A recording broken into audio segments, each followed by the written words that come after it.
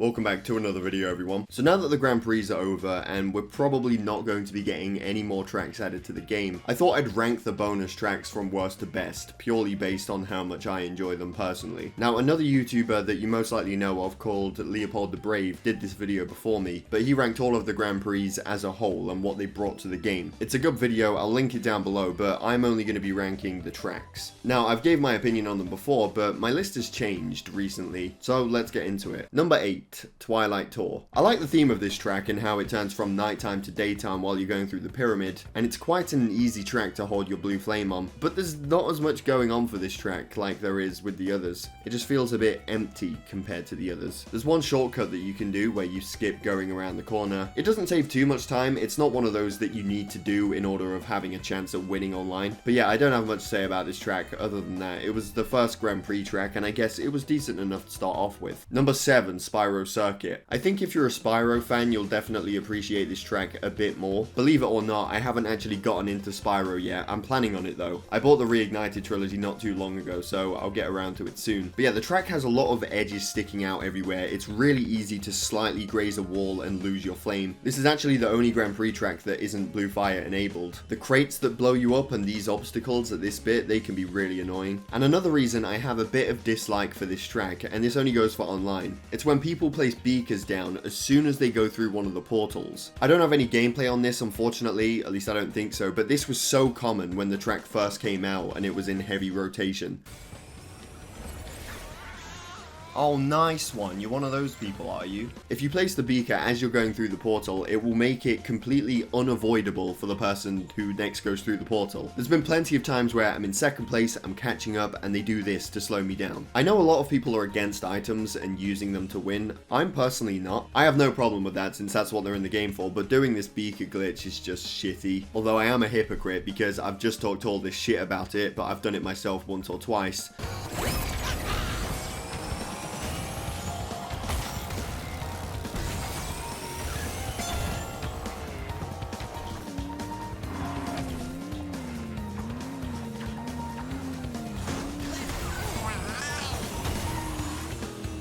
You know, I probably shouldn't have spoken about this because there's most likely going to be a bunch of people watching that didn't even know you could do this, and they're probably watching this like, interesting. I think they should have made it so the first second that you come out of the portal, items don't affect you. The same thing happens on Hyperspaceway 2, by the way. Number 6, Koala Carnival. Now, when this first came out in November, I did say that this was my favorite Grand Prix track, but as you can see, my opinion has clearly changed. Firstly, I think it should be said that it looks beautiful. It has so much going on in the background. It's bright and colorful, and that's a big reason as to why I like the track. The details in the background are amazing. But it just got boring to play after a little bit because the track is just a circle. There's no shortcuts that you can take and have to learn. There's no different routes. I got used to this track pretty quickly. And not only that, but it's such a short track that waiting in the lobby and waiting in the loading screen just to play for like a minute and have to wait another 5 minutes before finding another race, I just don't want to do that. I'd rather pick a lengthier track, or at least something that has more to do on it. But again, I still really like this race. I can tell a lot of effort went into it and I appreciate that. Number 5, Prehistoric Playground. Yeah, I like this one. I like the theme of it. This is such a fun track to hold your blue fire on. It takes a bit of practicing, especially at the spiral bit. The shortcut can be hard to pull off too because it requires accurate timing or else you won't make the jump. And then you have to make sure that you don't scrape the side of the wall. But when you're playing this race online, you have to stay behind on the first lap at the beginning. That's my biggest tip. Do not be in first place at the start because at this bit, it's a guarantee that you will be hit by something. A bowling bomb, a missile, a beaker, something will get you.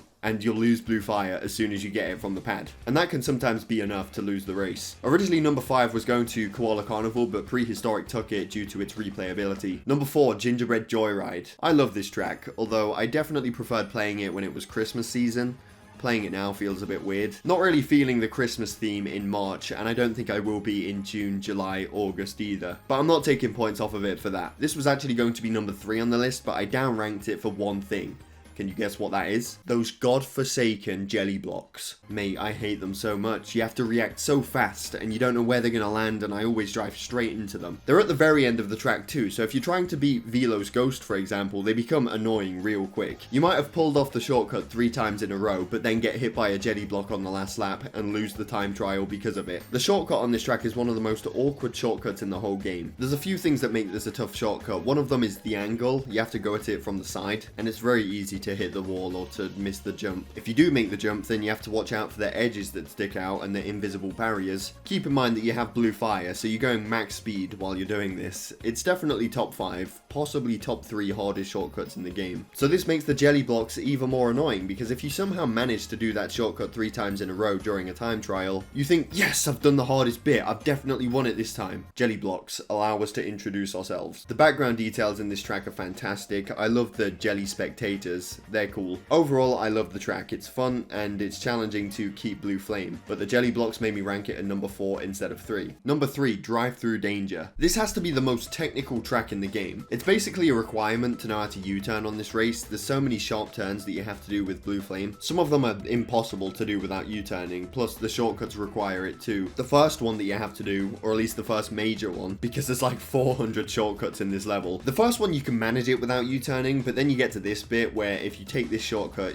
you have to U-turn or you'll fly off the edge. Even if you go the regular way, you'll need to do it too. Then you have this shortcut where you U-turn off the edge. It saves quite a bit of time actually. Yeah, it's a really exciting race. It keeps you on the edge of your seat the whole time. And when you manage to hold that blue flame for a lap or two, man does it feel satisfying. Also, the background details on this track are bloody insane. Just look at what's going on here. I feel like they're underappreciated, which makes sense since it's a race and you're going so fast you can't really focus on the background. But sometimes I just play certain tracks and just see what's happening off in the background or off to the side. Number 2, Nina's Nightmare. This has been one of my favorite Grand Prix tracks since it came out, but I've been enjoying it a lot more recently. Just like Gingerbread Joyride, it is linked to a certain event, obviously being Halloween, but with this one it gives me creepy, spooky vibes in general. I think the reason I'm liking it more now is because I recently learned how to U-turn, so I can actually hold blue flame through the corridor now, making it more fun to play. It was a tough decision deciding if this should be first or second place because I enjoy both so much, but the reason it got ranked as second is because it's quite a short track, whereas number 1 offers a bit more. And finally, number 1, you already know what it is, Megamix Mania. I love this track. The way they incorporated roost tubes into it was so creative. Going through Engine's battleship from Twinsanity was so cool, and I loved how they referenced Rusty Walrus in it too. There's sharp turns, there's different routes that you can take towards the end, you have the mines that you need to avoid. The whole thing is just a blast. It's so fun and there's nothing in it that pisses you off like those jelly blocks. And I think I've said this for just about every track on the list so far, but I love the theme. I love the post-apocalyptic theme. Overall, this is my favorite Grand Prix track out of the 8. This one feels the most perfect. Good length, challenging to hold blue flame but not too difficult, has obstacles around the track, cool shortcuts, different routes. I can only describe it as a meaty, succulent track.